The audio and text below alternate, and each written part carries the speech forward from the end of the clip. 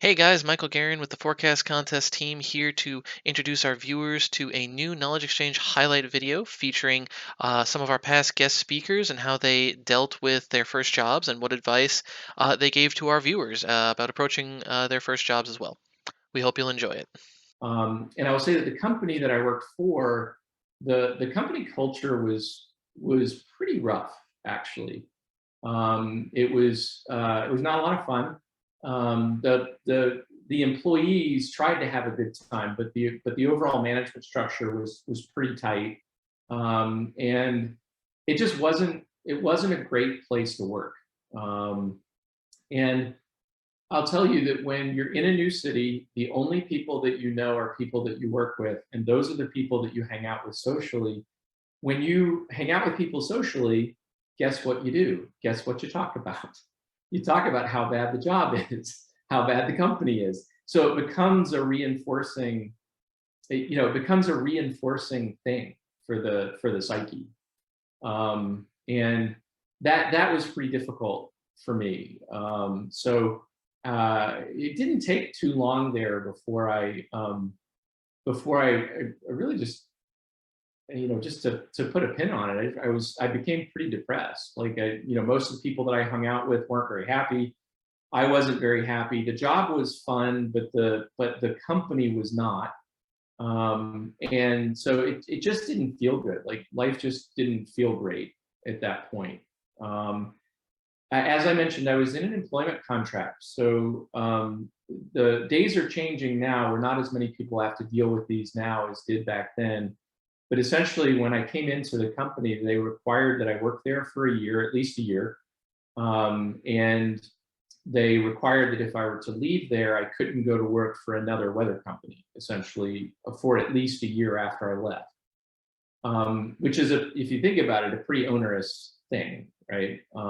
And so I had decided that I didn't want to stay at this company, but the employment contract was, I'm like, well, I guess I have to wait at least a year, otherwise they're going to sue me.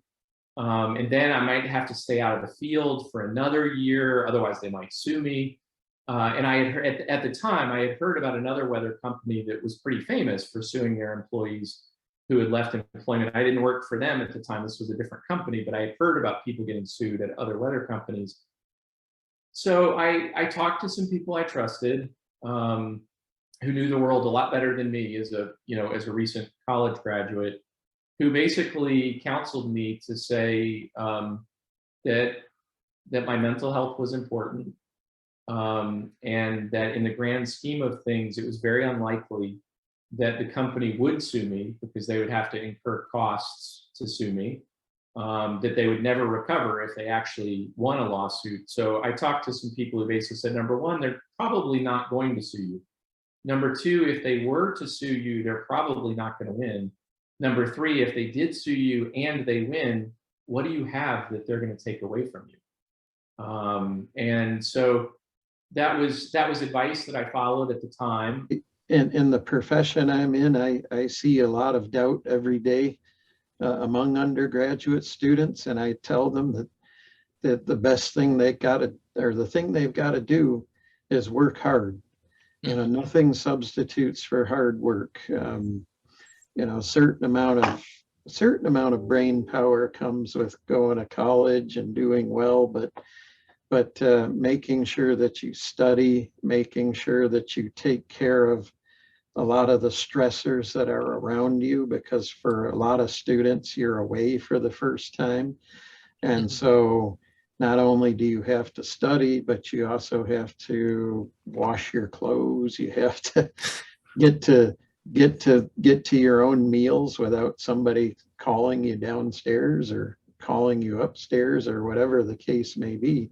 Right. So you've got all these stressors around you that you have to balance with school. And if you can do that and make sure that you devote a certain amount of work to your studies, you'll succeed.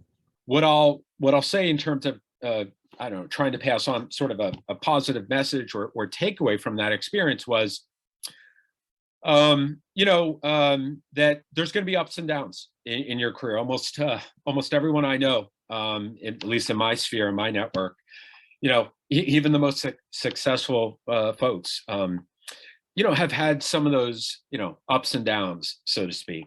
And that was, that was one for me. But when I look back at it, my next job, although it wasn't, maybe as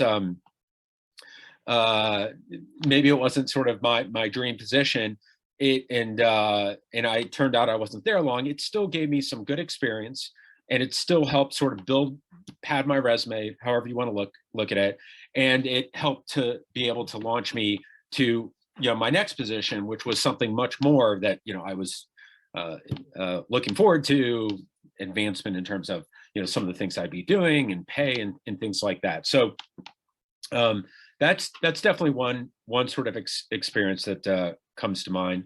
I think one of the things that is important to recognize, especially if you're going to go into the field of meteorology, is that to really position yourself where you want to be, it doesn't have to involve the sacrifice of moving a lot, but the more flexibility you have with geography, the more opportunities you have. It's really just a math problem, right?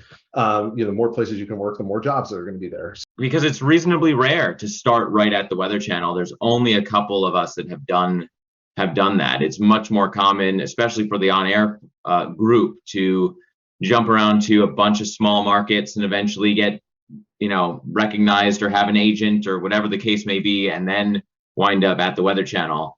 My path was a little bit different from that. I did start in radio at the Weather Channel, and so I didn't go on air right away.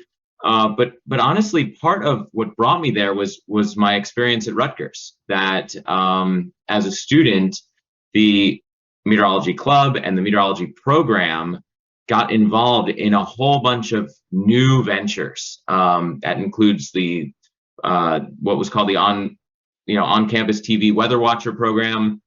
We started going to the AMS conferences through the groups through the co-op program. I had internships focused on weather, and so I said yes to everything. And that honestly is my big take-home message to anyone that's looking in as a student still. It's to say yes to as much as your schedule can let you.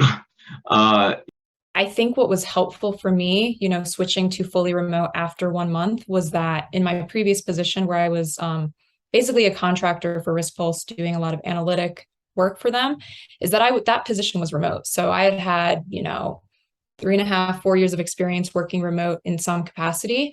And I had really learned that in order to be successful as a remote worker, you had to go out of your way to reach out to people when you had problems and questions. You couldn't just, turn around in your chair and say, hey, so-and-so, I'm stuck. Can you help me out with this problem?